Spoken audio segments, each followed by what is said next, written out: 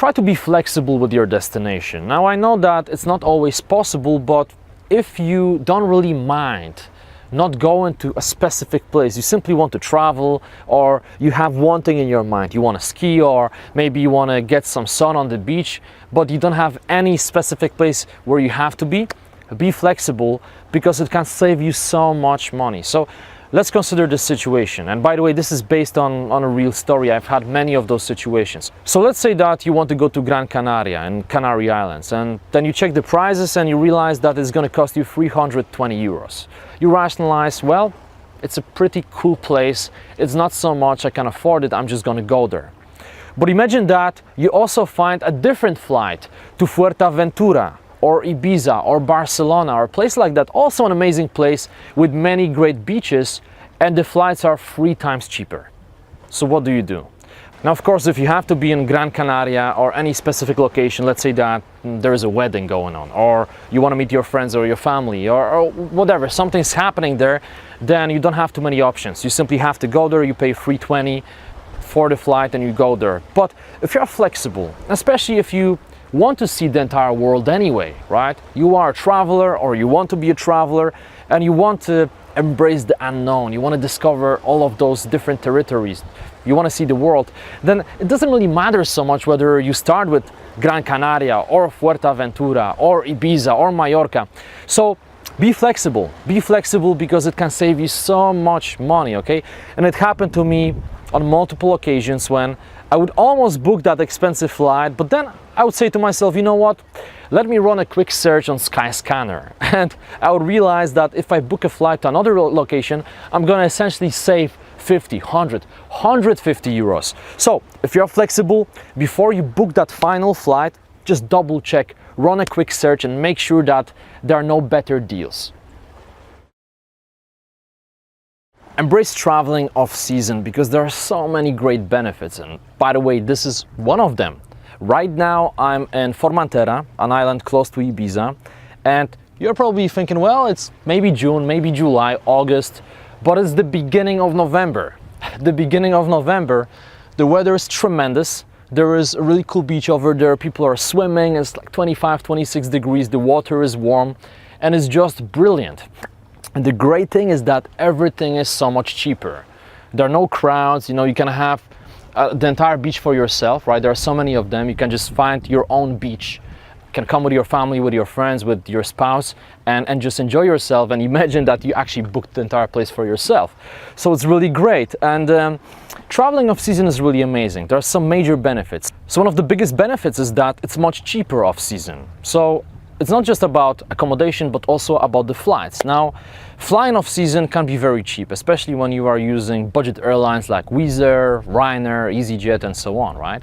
Now, accommodation is very cheap as well, and you can negotiate the price, because when you think about it, you know, most owners of hotels and apartments, they don't make too much money off season, so obviously they have to lower their prices to compete with other properties for a smaller number of tourists. So when you travel off season, you have so much more negotiation power. You can literally walk into the hotel and you can start negotiating. Hey, I'm willing to pay this much, and you can get some really tremendous deals. Now, here we are in Formentera next to Ibiza. So, for example, in Ibiza during the season, you can't negotiate. There are so many tourists coming over, everything is so expensive, and there is no way you can negotiate because the demand is so big that they have all the power. But right now, you have all the power. So let's say that you want to buy a day trip, or you want to rent a jet ski or a scooter or pretty much anything.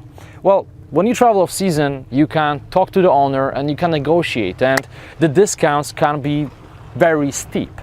So you should definitely embrace it. And as you can see, there are many locations where you can travel off season and you can still get amazing weather. So Formentera in the season in June, July, August is also great, but in my opinion, it's a little bit too hot. When it's 30 plus degrees, you just keep sweating all the time, but now it's perfect. 25, 26, 27 degrees. It's just ideal, right? You can enjoy yourself, but it's not too hot. You can still focus, maybe get some work done, read a book, and relax without all the crowd. So anyway, don't want to talk about it too much. I'm getting excited when I see this view, but really consider traveling off season because it's really amazing. Now, there are a few more benefits I would like to mention. So one of them is that if you have a full-time job, it's easier to get time off season. Now, you probably had situations when you wanted to take time off during, around New Year's Eve, or perhaps in June, July, August, and you know that everyone wants to travel. So it's not only more expensive, but also it's tougher to get the time off. But when you just casually roll to your boss and you say, hey, listen, I'd like to go on holiday in November, well, it's quite easy, right? It's much easier to get time off season. Now, another thing is that when you travel off season, you appreciate everything more.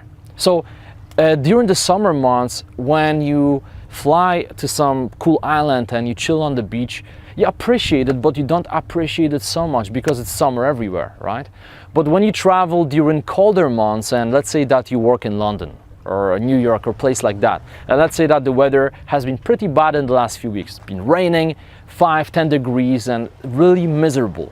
And then suddenly you fly to a place like this one. Now, obviously there is tremendous contrast. And by the way, Freud used to say that happiness is based on contrast, right? How can you appreciate cold shower without feeling warm? Or how can you appreciate warm shower without feeling cold? You pretty much can't, right? So happiness, feeling great is based on contrast. So when you travel off season, you create that contrast and you essentially feel better about your trips. And finally, when you travel off season, you can avoid massive queues. And by the way, you have a much higher chance that you will actually meet local people. So for example, when you go to a place like Florence or Pisa or any other historical place during the season, then sometimes queues to all of those historic places get extremely large. So in Florence, I remember I wanted to enter one building and I had to wait for a few hours. And it's just, you don't feel like you are on holiday. It's strange. You see foreigners everywhere. You can't even see Italian people. But when you go off season, it's totally different. You see a cool building, a cool attraction, just go right in, maybe 5-10 people in the line. You feel like the entire place is for you. You can actually take a proper picture without thousands of people behind you taking pictures with those selfie sticks. So there are many great benefits, and Florence is a great example. So I've been to Florence probably more than 10, maybe 15 times. My ex used to live there, so I would travel there a lot. And I remember that during the season, it was very tough to walk on the street. And I wanted to practice my Italian, and I couldn't because everybody was a foreigner. There are a couple of Italians working in different stores, but they were so used to speaking English that I would walk into the store and I would say, "Oh, buongiorno, come stai? Tutto bene?" And I start speaking Italian, and they would respond to me in English on autopilot. How crazy is that? But then when you go to a place like that in January and March, months like that, off season, still the weather is not too bad, then the situation is totally different. All the Italians are there, you don't have so many tourists, lines are smaller, and you can really enjoy the place. And as I said a few minutes ago, you pay so much less.